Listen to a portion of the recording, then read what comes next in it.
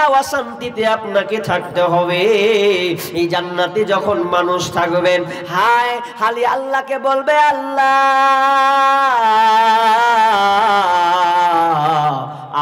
আর পারছি না রে মাবুদ, আর পারি না, আল্লাহ রে আমাদের উপরে দয়া করো, আর কষ্টটা আমরা নিতে পারে না। আল্লাহ বলবে, বান্দারে, ও আল্লাহ বলবে, ওরে আমার ফেরেশতারা, আমার বান্দারা কেন আমাকে ডাকে, এত জোরে চেল্লায়, কি হয়েছে তাদের, কি তারা বলতে চায়? আল্লাহ সুবহানাহু ওয়া তাআলা সূরা নাবার মধ্যে বলছেন, লা ইয়াযুকুনা ফিহা বারদাও ওয়ালা সারাবা। যখন তারা বলবে, আল্লাহ তুমি আমাকে একটু পানি দাও, ওই পানি দিয়ে তৃষ্ণা নিবারণ করব, জাহান্নামে কোনো পানির ব্যবস্থা নাই, পানি হবে না, হবে না। লা ইয়াযুকুনা ফিহা বারদাও ওয়ালা সারাবা ইল্লা হামিমা ওয়া গাসসাকা। আল্লাহ বলবেন, ওদেরকে ঠান্ডা পানি চিখতে তো দূরের কথা, ওদেরকে দেওয়া হবে গরম পূজার রক্ত, ওরা গরম পূজার রক্ত খাবে, এদেরকে ঠান্ডা পানি চিখতে দেওয়া হবে না। জাহান্নাম কষ্টের জায়গা, কিন্তু কবর আহা সবাইকেই শুতে হবে, উপায় কাউকে নেই।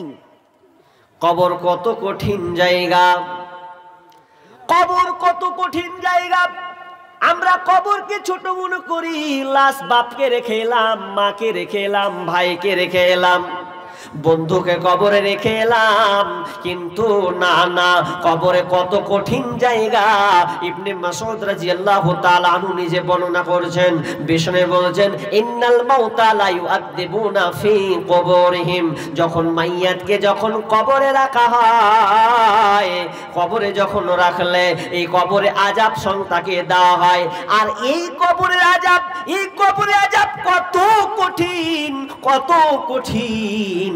মানুষ ছাড়া পৃথিবীর সব জন্তু কিন্তু কবরের আওয়াজ শুনতে পায়, মানুষ ছাড়া পৃথিবীর সব জন্তু কবরের আওয়াজকে শুনতে পায়। এত কঠিন কবর বন্ধুরে। সাদ বিন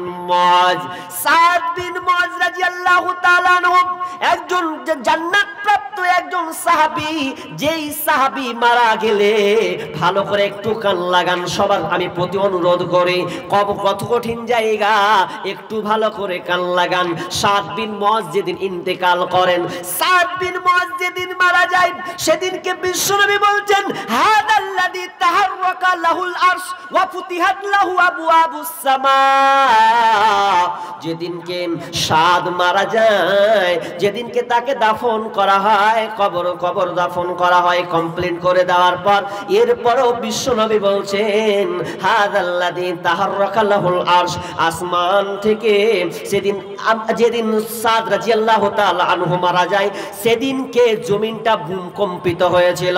তার মানে কত গুরুত্বপূর্ণ দামি সাহাবী, সেই সাহাবীর কারণে জমিনটা কম্পিত শুরু হয়েছে। কোন নবীর ব্যাপারে বর্ণনা পাওয়া যায় না পৃথিবীটা কম্পন শুরু হয়েছে, কিন্তু সাদের ব্যাপারে কম্পন শুরু হয়েছে। আবওয়াবুস সামা, এবং আসমানের দরজা পর্যন্ত যার জন্য ওপেন করা হয়েছিল, যেদিনকে সাদ মারা যায় সেদিন তার জন্য আসমানের দরজাকে ওপেন করে দেওয়া হয়েছে। এবং শুধু তাই নয়, ওয়া শাহিদাহু সাবউনা আলফা মিনাল মালাইকা, শুধু তাই নয়, সাদ যেদিন মারা যায় সেদিন জানা যায় ৭০,০০০ ফেরেশতা জানাজায় শরীক হয়েছিলেন। ৭০,০০০ ফেরেশতা সাদের জানাজায় উপস্থিত হয়েছিলেন। এরপরও বিশ্বনবী বলছেন, ওরে সাহাবীরা, সাদ এত বড় সম্মানীয় ব্যক্তি হওয়ার পরেও তাকে কবরে ছাপ খেতে হয়েছে। এরপর সাহাবী সাদ রাদিয়াল্লাহু তাআলা আনহু কবরে চাপ দেওয়া হয়েছে। জুম্মা ওয়া জাম্মাতান ফুরজা আনহু, বিশ্বনবী বলছেন, এরপরে সাদকে চাপ দেওয়ার পরে তাকে ছেড়ে দেওয়া হয়েছে। তার মানে এত বড় সাহাবী সাহাবী, এত জান্নাত প্রাপ্ত সাহাবী, কবরে তার রেহাই হয়নি। তাহলে আপনি আমি বলি তো, একবার কবরের কথা তো একবারও স্মরণ হয় না।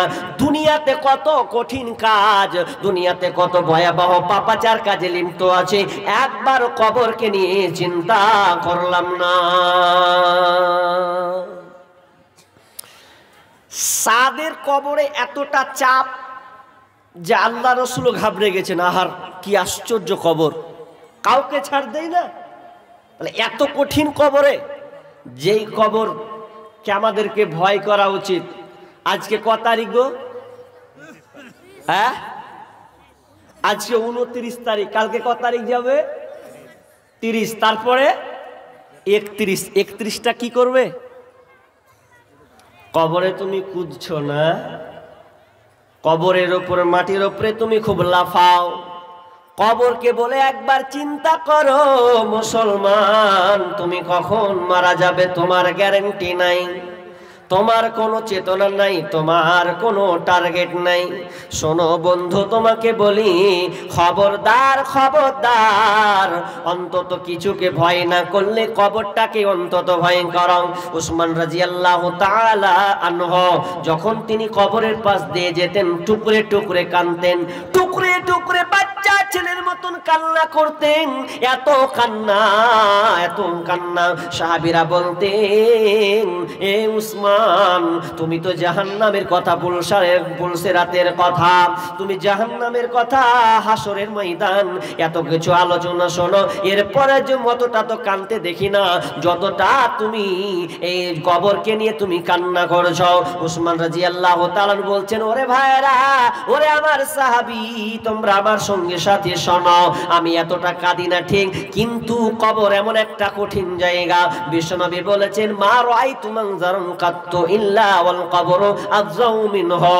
বিষ্ণু বলেছেন, আমার প্রথম নজরে ভয়ঙ্কর দৃশ্য জায়গা, এরকম দৃশ্য আমি কোনোদিন দেখিনি, যেটা হচ্ছে কবর। তার মানে কবরে যত কঠিন আযাব, এই কবরে যদি প্রথম কেউ বেঁচে যায়, কবর থেকে যদি উদ্ধার হয়ে যায়, তাহলে বাকি স্তরগুলো তার জন্য সহজ হয়ে যাবে।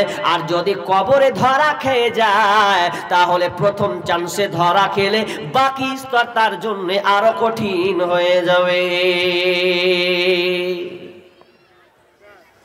সেই কবর কেটে নিয়ে তুমি একবারও চিন্তা নাই?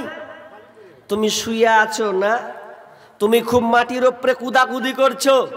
আজকে কিছুদিন পর, 2 দিন পর মুসলমানের বাচ্চা, আমরা নামের মুসলমান গো, সেই মুসলমানের ঘরের ছেলেরা দেখবেন, যেদিনকে 1 জানুয়ারি হবে, 31 নাইট, জানুস দেবতার নামকরণ, জানুস দেবতাকে কেন্দ্র করে যারা খ্রিস্টানরা, রোমানরা, যারা এই দেবতাকে পূজা করে, 31 নাইট উদযাপন করে, মুসলমানের বাচ্চাদেরকে দেখবেন ওরাও টার্গেট নিয়েছে। আজ থেকে ধরলেন টার্গেট নিয়েছে, কোথায় যে পিকনিক মানাতে যাবে, এই জন্য এত টাকা জড়ো করা লাগবে, এত বড় বক্স নেওয়া লাগবে। তুমি কবরের উপরে, তুমি মাটির উপরে কুদাকুদি করবে, সেই মাটি তোমাকে ডাকছে কবর, তুমি আমার উপরে কুদবে না? একবার ভেতরে এসে দেখো, তোমার কুদকুদানি বের করবে। একবার এসো কবরে, কবর প্রতিদিন 10টা কথা বলে, তুমি আমার উপরে কুদছো, আমার ভেতরে আসতে হবে, তুমি আমার উপরে লাফাচ্ছ, আমার ভেতরে ঢুকতে হবে, আমার উপরে তুমি খাচ্ছ খুব মজা করে, না আমি তোমাকে খাবো, একবার ঢুকো, কবরে ঢুকে দেখো। হাত জোর করছি যুবক, তোমার টার্গেট দেখাও, লাত মারো, এ 31 নাইটকে লাথি মারো। এটা তোমার জন্য উৎসব নয়, তুমি মানাবে কেন? এটা তোমার জন্য নয়। যদি তুমি মান্যতা দাও, যদি সেই দিনকে তুমি বক্স নিয়ে বের হও, গাড়ি নিয়ে বের হয়, পরিবারকে নিয়ে পিকনিকে, আর বের হবেই, তাহলে তুমি জানো, তুমি জানুসকে সাপোর্ট করলে। জানুস তো আমাদের দেবতা নয়, তাহলে তুমি কেন পিকনিকে বের হলে? কি দরকার ছিল তোমার পিকনিকে বের হওয়া? বলো তো। পিকনিকে যেতে যেতে অনেক যুবক প্রত্যেক বছরে দেখা যায় যে মানুষ মরে। এবছর নিবেন, গত বছর, এবছর তো দেখেন কি হাল হয়। গত বছর কতটি লোক মরেছে আপনি বিবেচনা করে দেখেছেন? যে পিকনিকের নামে ঘর থেকে বের হলো, কেউ অনেকে ড্যান্স করতে করতে মারা গেছে, চিত্র সোশ্যাল মিডিয়াতে হয়েছে। কেউ বেশি খেয়ে নিয়েছে আর ফিরেনি, কেউ অ্যাক্সিডেন্ট করে দিয়েছে, উদ্দেশ্য ছিল পিকনিক খাওয়ার জন্য। মুসলমান তোমাকে সতর্ক করছি, শোনো, এটা তোমার জন্য নয়। যদি মনে করো যে আমি নতুন বছর 2025 সাল পাচ্ছি বা পেয়ে যাব, তাহলে তুমি আল্লাহর শুকরিয়া আদায় করো। আল্লাহ 2024 সালে যা গুনাহ করেছি, আল্লাহ তুমি আমাকে, আমার এত বড় একটা নেয়ামত 2025 সাল আমি পেয়েছি, আল্লাহ তুমি আমার 24-এর গুনাহ ক্ষমা করো। আর জীবনে পাপ করব না, আর জীবনে অপরাধ করব না, আর জীবনে অন্যায় করব না। নামাজের দিকে চলে গেলাম, ভালো পথে চলে গেলাম, ভালো ব্যক্তিদের অন্তর্ভুক্ত হয়ে গেলাম। এই প্রতিজ্ঞাবদ্ধ হও, তাহলে তোমার এই সালটা তোমার কাজে আসবে। আর তুমি পিকনিক মানিয়ে তুমি উদযাপন করবে, মুসলমানের বাচ্চা মরলে তোমার কি হালাত হবে? ত্যাগ করো। কথা হয়তো বলে দিলাম, এরপরও দেখবেন মানুষ অনেকে বের হবে লাজ শরম বেহায়ার মতন বের হবে, কিছু করার নাই। কবর খুব কঠিন জায়গা, কবরে থাকতেই হবে, আযাব ভোগ আপনাকে করতে হবে। এবার আমি 3টা প্রশ্ন করেছি, কয়েকটা কথা বলবো।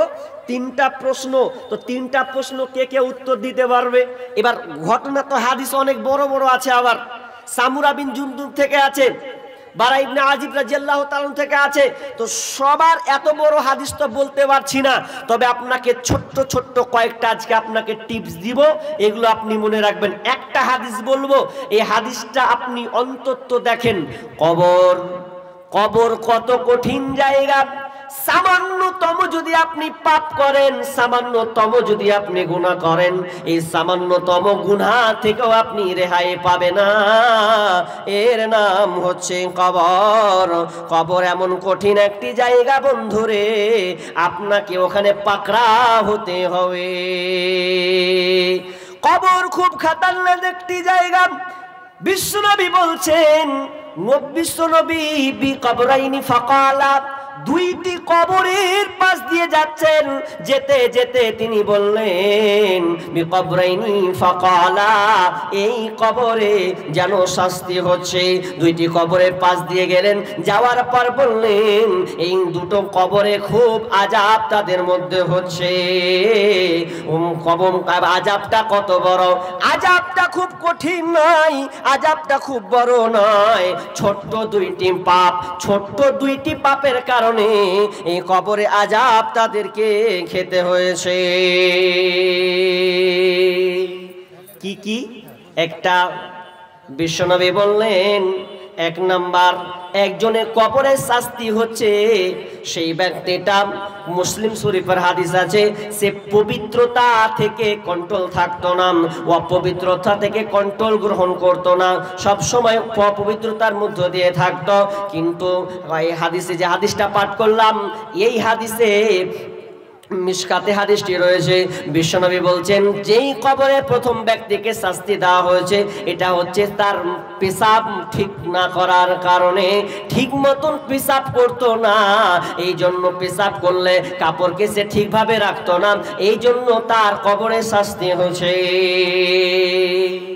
সামান্য পেশাব করার লেগে কবর ছাড়ে না, ভালো করে বুঝেন তো। আর আজকালকার পোলাপান পেশাবের নিয়ম এখন পর্যন্ত জানে না। টাইট ফিট পেশাব, টাইট ফিট পোশাক পরছে, যদি বলি বা বসে পেশাব কর, বলছে প্যান্টের হয় না, কেনা হয় না, বলছে পাছা উদাম হয়ে গেছে। তো তুই ওই রকম প্যান্ট বানাস কেন? হ্যাঁ, আর ওই রকম প্যান্ট নিব কেন? পেশাব করাটা ইসলাম আপনাকে শিখিয়েছে। রাসূলের জামানায় আবু জেহেল বলতো যে হ্যাঁ রে আবু বাক্কা, তোর হে নবী কেমন রে, যে তোরাকে পেশাব করা তাও শিখেছে, পেশাব করতে জানিস না? তখন বলতো যে হ্যাঁ, এটা আমাদের ইসলাম, যে আমাদেরকে নবী পেশাব করা পর্যন্ত শিখায়। কারণ পেশাব করা যদি ঠিক মতন না জানেন, তাহলে কিন্তু আপনাকে মার খেতে হবে। কেমন মার খেতে হবে জানেন? আমাদের বাড়ি হচ্ছে চাঁদের মোড় বাস স্ট্যান্ড, বাদশাহী রোড পাশে, ন্যাশনালের ধারে। তো আমাদের 2টি রাস্তা আছে, আমার চাচার একটা রাস্তা, আমার আব্বার একটা রাস্তা, 2টা রাস্তা, মিডিলে কলার গাছ। তো 2টা ছেলে, একজন বাসেরটা বলছি না, বাইকেরটা বলছি, তো বাইকে ওকে পেশাব করা লেগেছে। তো কোথা পেশাব করতে হবে এটা জায়গা খুঁজে পাই না, পেশাব যে করতে হবে কোনখানে করতে হবে এতদিন পর্যন্ত ও শিখলই না, তো এর লেগে ওকে মার খেতে হবে। এখন কি ঘটছে, আমাদের বাড়ির সামনে পেশাব করছে, তো পেশাব করছে আর আমাদের বাইরে পুরো জায়গাটা ফাঁকা, তো রোড সব দেখা যাচ্ছে ওপেনলি। তো মায়েরা আছে, বোনেরা আছে, আরো অনেক মেয়ে আছে ওখানে বসে আছে। তো এক যুবক ভদ্রলোককে দেখছি গাড়িটা খাড় করে সাইডে দাঁড় করে বাইকটা দিয়ে ও আমাদের দিকে দাঁড়িয়ে পেশাব করা শুরু করেছে। আচ্ছা, মেয়ে মানুষ আছে, তোকে তো লাজ শরম থাকা দরকার যে আমি যে পেশাব করছি তো আমার লজ্জা স্থান, তো ওরা দেখবা কিছু তো চোখ যাবে, পুরো তো ফাঁকা, এটা বাড়ি আর ওটা রাস্তা, ব্যাস। মানুষের মধ্যে রাগী মানুষ থাকে কি থাকে না? আমার চাচা ছিল একটু হেন্ঠা মানুষ, অন্য একটু দেখতে পারবে না, আর ওর মুখের যা খিস্তি, আল্লাহু আকবার, শুনবেন তো আপনার ব্রেন আপ ডাউন করবে। তখন তো আমার চাচা তখন দেখে নিয়েছে, বলছে হ্যাঁ তুই দেখতে পারি না পেশাব করছি, এখানে মেয়ে মানুষ বসে আছে। তো ও সবে মাত্র খালি চেনটা খুলে পেশাব মাত্র শুরু করেছে, আর আমার চাচা চোখে চলে গেছে। তখন লাঠিটা নিয়ে মারলো দৌড়, আর যেমন দৌড় মেরেছে সালা তুই কুণ্ঠে মুছিদবে যেমন করে বলেছে, তখন তো শুনতে পেয়েছে লোকটা তো দৌড়ে আসে না, বলবে একবারই যত রাগ আছে।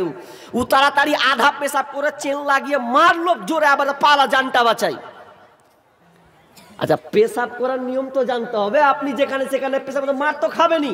আর ইসলাম আপনাকে পেশাব করার তরিকা, তার নিয়ম বলে দিয়েছে কোথায় পেশাব করতে হবে আর হতে হবে। ইসলাম পেশাব করার নিয়ম কানুন পর্যন্ত আপনাকে শিক্ষা দিয়েছে, যাতে আপনাকে কারো কাছে লাঞ্ছিত না হতে হয়। এর নাম হচ্ছে ইসলাম। অনেক যুবক আছে দাঁড়িয়ে দাঁড়িয়ে পেশাব করে আর গল্প করে, দাঁড়িয়ে দাঁড়িয়ে শুকনো জায়গায় পেশাব করে গায়ে ছিটে যায়। সতর্ক অবলম্বন করুন। বিষ্ণু বলছেন 1 নম্বর আযাব। কেন? তো পেশাব ঠিক মতো না করার কারণে, পেশাবকে কন্ট্রোল না করার কারণে তাকে কবরের শাস্তি দেওয়া হচ্ছে। নাম্বার 2, দ্বিতীয় নম্বর ব্যক্তিকে যে শাস্তি দেওয়া হচ্ছে, বিশ্বনবী বলছেন যে লোকটা দুনিয়াতে চুগলখড়ি করে বেড়াতো। চুগলখড়ি মানে এর কথা ওকে লাগাই, ওর কথা ওকে লাগাই। পৃথিবীতে অনেক মানুষ এ ধরনের আছেন, এ ধরনের মানুষের আজকে অভাব নাই। একটা আলেমের কথা ওকে বদনাম লাগাই, ও আলেমের কথা একে এসে বদনাম লাগায়। এ তোর নামে খারাপ বলছে, ওকে যে বলছে তোর নামে খারাপ বলছে, অথচ কিছুই নাই। ভালোবাসাকে নষ্ট করার জন্য, এ বাড়ি ও বাড়িতে আপনার কিনা সম্পর্ক কেটে দেওয়ার জন্য অনেক পৃথিবীতে মানুষ আছে মিথ্যা কথা বলে বলে বলে বলে মানুষের সংসারকে টচনচ করে দেয়। ওই লোকেরা ভালো করে শোনো, যারা তোমরা চুগলখড়ি করে বেড়াও তাদের শাস্তি কবরে এরকম হচ্ছে রে। বিশ্বনবী শুধু তাই নয়, সামুরা বিন জুনদুব থেকে যে লম্বা ঘটনার স্বপ্নের ব্যাখ্যাটা আসে, বিশ্বনবী একটা শুধু ইঙ্গিত করি, ইঙ্গিতটা ভালো করে নেন। ইঙ্গিতটা মানে প্রথম শব্দটা, প্রথম কথা হাদিসের ভাষাতে। বিশ্বনবীকে যখন 2 জন ফেরেশতা নিয়ে চলে গেল শাম সিরিয়ার দিকে, পবিত্র ভূমির দিকে যখন নিয়ে চলে গেল, তখন সেই সময় প্রথম দৃশ্যটা যিনি দেখতে পেয়েছিলেন যে একটা লোকের মাথাকে চৌচির করে, একটা লোককে কি করা হচ্ছে, ডান দিক তার গালকে চিরা হচ্ছে, বাম দিকে তার গালকে চিরা হচ্ছে। যখন এই দৃশ্য ভয়াবহ দৃশ্য যখন দেখছে, আহারে লোকটা এইরকম কেন শাস্তি হচ্ছে। ডান গাল যদি ফির কোন একটা মানুষ কোন ফেরেশতা চিরছে, তো আবার বামটা যখন চিরছে তখন ডানটা ভালো হয়ে যায়, আবার বাম গাল চিরা শুরু করে দেয়, পিছন পর্যন্ত চিরতে চিরতে নিয়ে চলে যায়। রক্ত ছাড়ছে আপনার চারদিকে ছিটকে পড়ে, কত ভয়াবহ কষ্ট। বিশ্বনবী শেষে বলতে চেয়েছিলেন এই প্রথম লোকটার শাস্তি এমন কেন হচ্ছে, কি কারণে এই শাস্তিটা তাকে দেওয়া হচ্ছে, এই শাস্তিটা কিন্তু কবরেই দেওয়া হচ্ছে। বিশ্বনবীকে বললেন, ও দয়ার নবী গো, এই লোকটাকে শাস্তি দেওয়ার কারণ সে দুনিয়াতে মিথ্যা কথা বলতো, মিথ্যা কথায় আশ্রয় নিত। এক কথায় এর কারণে সমাজ অশান্তিতে থাকতো, এর অপর এই কথা ওকে লাগাতো, ওর কথা ওকে লাগাতো, এই জন্যে তার এইরকম শাস্তি হচ্ছে, আর কিয়ামত পর্যন্ত এই ধরনের শাস্তি হতে থাকবে।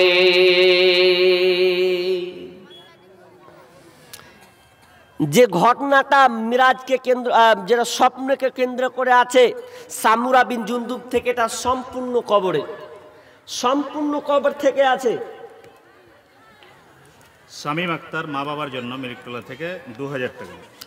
শামীম আক্তার মা বাবার জন্য 2000, তাই তো বললেন? ইব্রাহিম ডাংরাঘাট থেকে ফোন পেতে দিয়েছে 2000। আচ্ছা, ইব্রাহিম ফোন পে দিয়েছে 2000 টাকা। আর এক আনসুরের মা, মেম্বার আনসুরের মা। আচ্ছা, মেম্বার আনসুরের মা কত? 1300 টাকা। 1300 টাকা, 200 টাকা ছেড়ে দিলে। কারি রমজান আলী, তিনি ছিলেন গোদাসিমুল। কারি রমজান আলী কত? গোদাসিমুল থেকে 1000 টাকা। 1000। মিলিকটোলা ইব্রাহিমের মা, 200 টাকা। এটি হলো। আচ্ছা, দান যখন শুরু করব তো করবই, ছাড়বো না। তো শুরুয়াত মোটা দান দিয়ে স্টার্ট করতে হবে নাকি? তো হেলে গেলে একটা ভালো শোভা পাই, মোটা দিয়ে। এটা তো হলো ইনশাল্লাহ দান হয়েছে। তো দান যেহেতু এটা মাদ্রাসার জালসা, কি বলছে বুঝতে পারি না, আওয়াজ বুঝতে পারেন না? তো মাইকম্যান কই তুমি জি ভাই?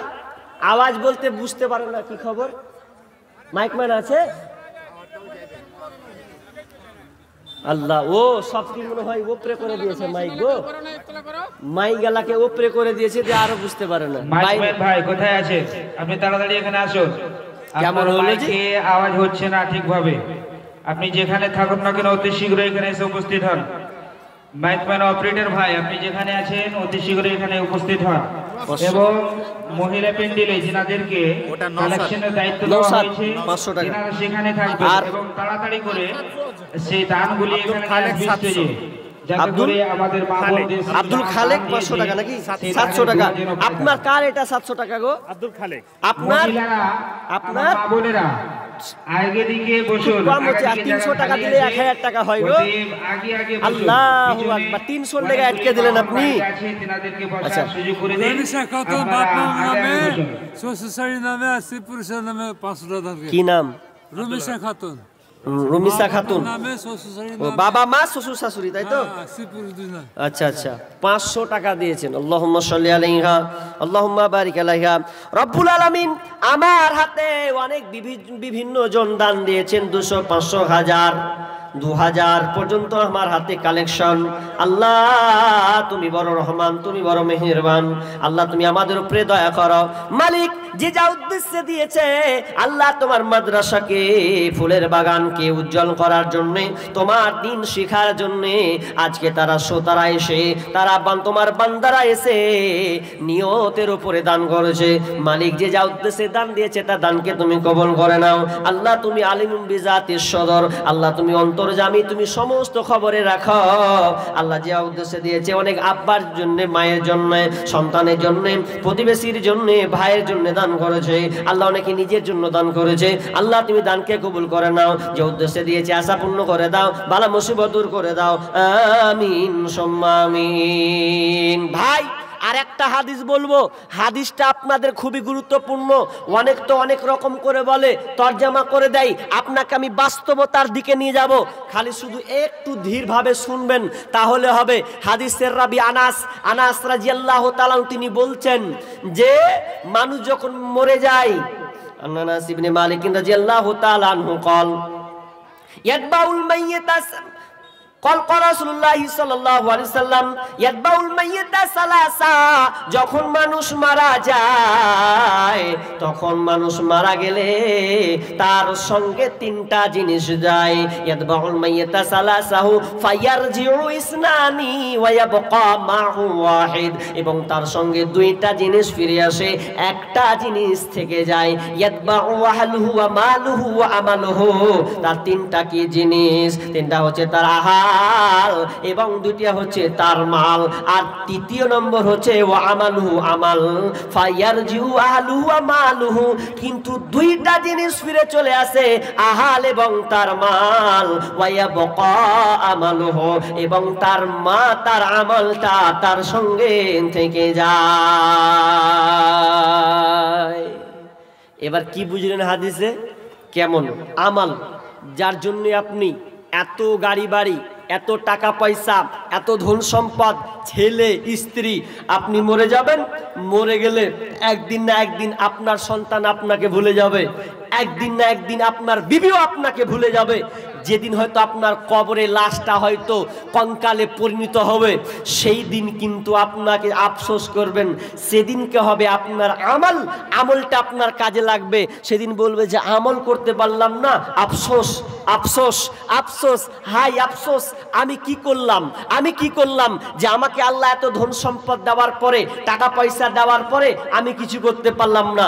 মরার আগেই টের পাবে, যখন শেষ মুহূর্তে মারা যাবে, এই অবস্থায় সে আফসোস করবে। সূরা মুনাফিকুন শেষ রুকু খুলুন, আল্লাহ তাআলা বলবেন মানুষ যখন মারা যায় শেষের দিকে আল্লাহকে বলে ফায়াকুলা রাব্বি লাউলা আখরতানি ইলা আজালিন করিব, মাবুদ মাওলা আমি তোমার কাছে ক্ষমা ভিক্ষা চাই, আপনার কাছে সময়ের ভিক্ষা চাই। কেন সময়ের ভিক্ষা চাইবে? আল্লাহ সুবহানাহু ওয়া তাআলা সেই কথাটাকে তুলে ধরছেন, ফায়াকুলা রাব্বি লাউলা আখরতানি ইলা আজালিন করিব ফাসাদ্দাকা ওয়া কুম মিনাস সালিহিন। দুইটি কাজ করার জন্য আল্লাহর কাছে কন্দন সে শুরু করবেন, আল্লাহ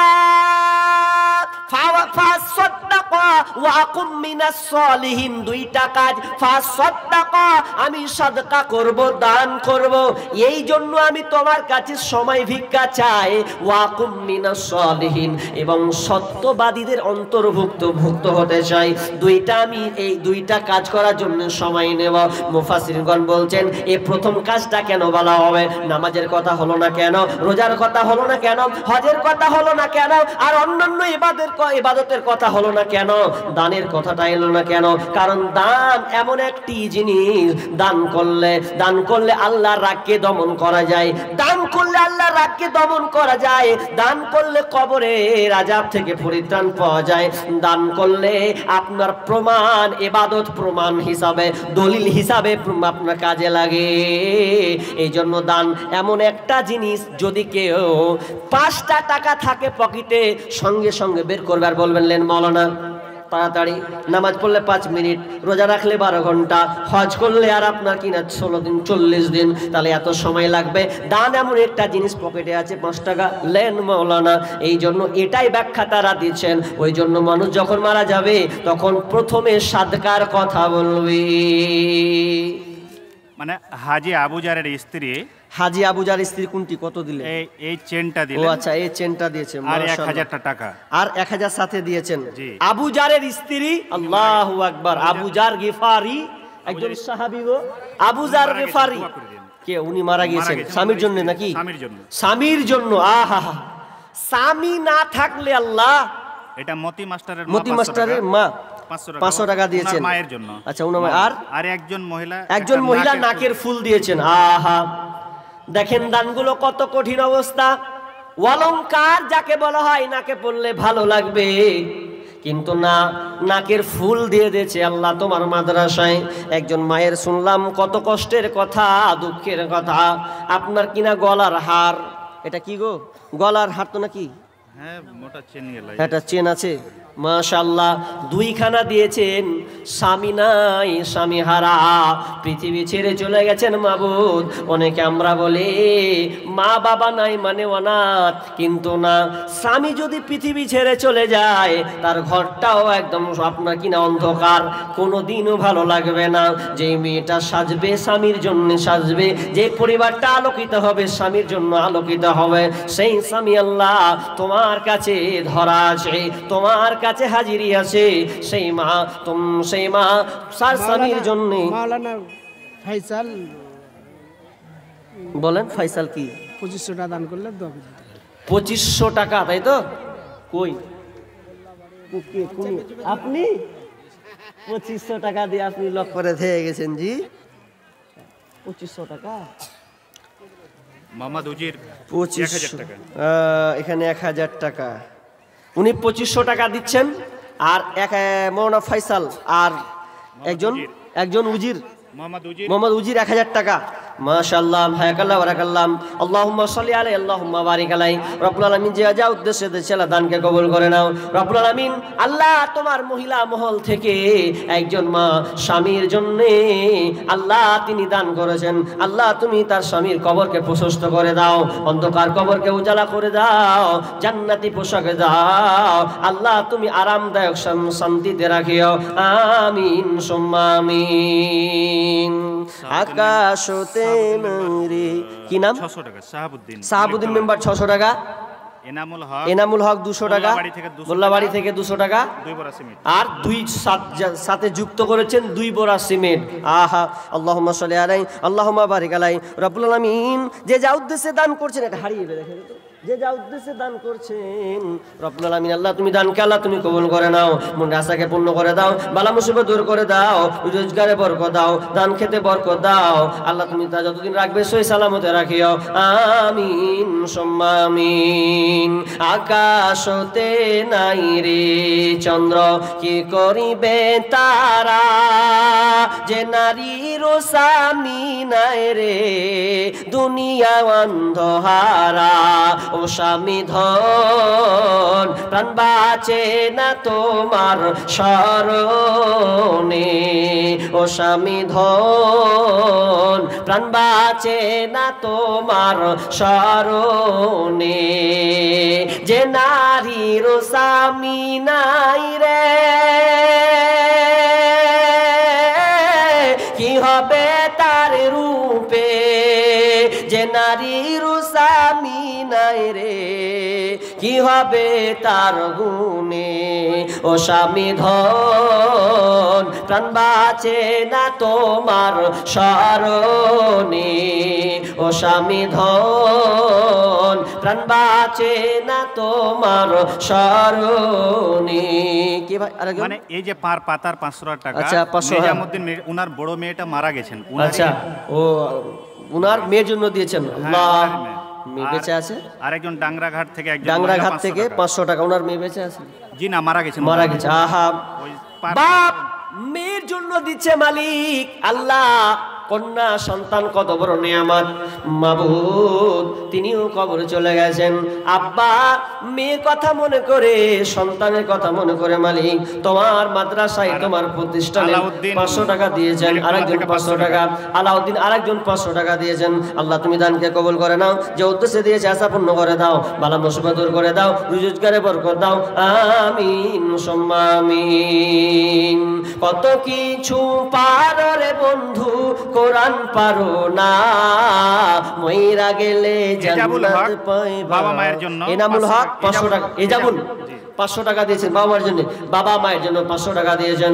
আল্লাহ তুমি দানকে কবুল করে নাও রব্বুল আলামিন। তার আব্বা মাকে আল্লাহ তুমি ক্ষমা করে দাও, পিতা কবরকে প্রশস্ত করে দাও, অন্ধকার কবরকে আলোকিত করে দাও, জান্নাতি বিছানা বিছিয়ে দাও, আমিন সুম্মা আমিন।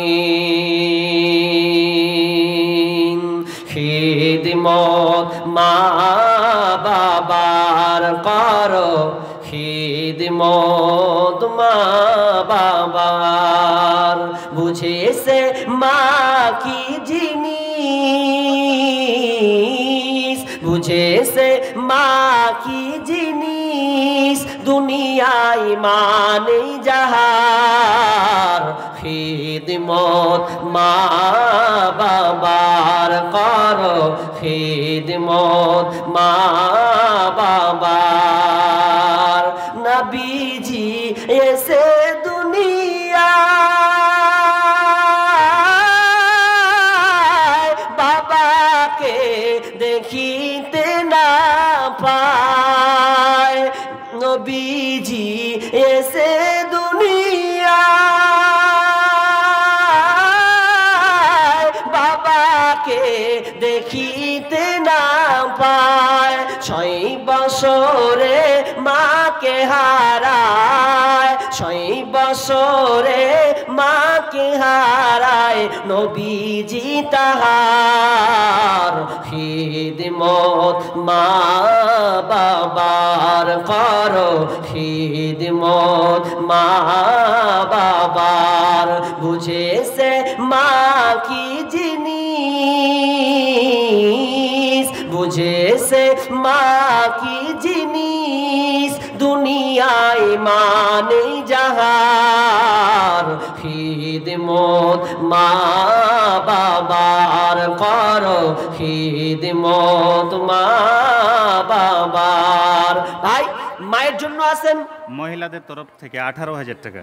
মহিলাদের তরফ থেকে মেয়ে প্যান্ডেল থেকে 18,000 না পুরাপুরি 18,000 টাকা এসেছেন। আল্লাহুম্মা সাল্লি আলাইহা। মৌলানা সাইদুর রহমান নদভী এই ভগবানপুর মাদ্রাসার মৌলানা সাইদুর রহমান নদভী কতটি উনি দিয়েছেন? 2,000 টাকা মাদ্রাসার আচ্ছা 2,000 টাকা। আল্লাহুম্মা সাল্লি আলাইহি আল্লাহুম্মা বারিক আলাইহি। ভগবানপুর প্রিন্সিপাল, ভগবানপুর মাদ্রাসার প্রিন্সিপাল। আচ্ছা মাদ্রাসার প্রিন্সিপাল তিনি 2,000 টাকা দিয়েছেন। আল্লাহ আল্লাহ তুমি ওনার দানকে আল্লাহ তুমি কবুল করে নাও, যে উদ্দেশ্যে দিয়েছে আশা পূর্ণ করে দাও, বালা মুসিবত দূর করে দাও আল্লাহ, যতদিন থাকবে আল্লাহ তুমি নেক হিসাবে কবুল করিও, আমিন সুম্মা আমিন। কত জি বাবজি? 1,000 টাকা। আল্লাহ সুবহানাল্লাহ। বাবজি দান টান বুটটা মুটা লাগাননি নাকি? হ্যাঁ হ্যাঁ জি, এদিককার লোক তো খুব দেখলাম মাঠে চাষ হচ্ছে জি, ধান। খোসালের মা, কে কিছু বলছেন নাকি? খোসালের মা ওর মেয়ে মারা গেছে, ছোট মেয়েটা, তার জন্য 500 টাকা। কি নাম? আমজাদ আলী মারা গেছেন, ওনার ছেলে দিচ্ছেন নাকি? আচ্ছা মৌলানা সাফিক সাহেব তিনি কত? 5,000 টাকা। আহা, নেক্সট সন্তান পৃথিবীতে থাকলে আব্বার জন্য ভাববেন। মফিজউদ্দিনের মা